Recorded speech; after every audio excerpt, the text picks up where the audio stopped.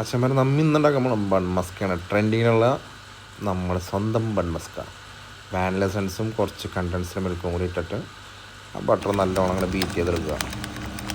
Beat ചെയ്ത് നല്ലോണം അത് ഫ്ലഫിയായി വരുമ്പോഴത്തേക്കും നമുക്ക് ബണ്ണിൽ ചേർക്കാം. നമുക്ക് ബണ്ണ് കിട്ടിയില്ലെങ്കിൽ അതുകൊണ്ട് ഹോട്ട് ബണ്ണിലാണ് ചെയ്യണം.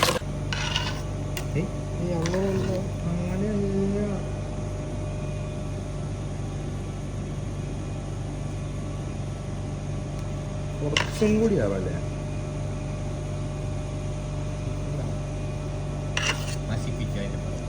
അങ്ങനെ തേക്കിവിടെ പുറത്തൊക്കെ നീ ഫൺമാസ്ക് കണ്ടില്ലേ പോകും. നമ്മ കോൺക്രീറ്റ് അടിക്കില്ലേ ഇഷ്ടി വെച്ചിട്ട് ഭാവിയിൽ പണിയെടുക്കാൻ പറ്റും കേട്ടോ.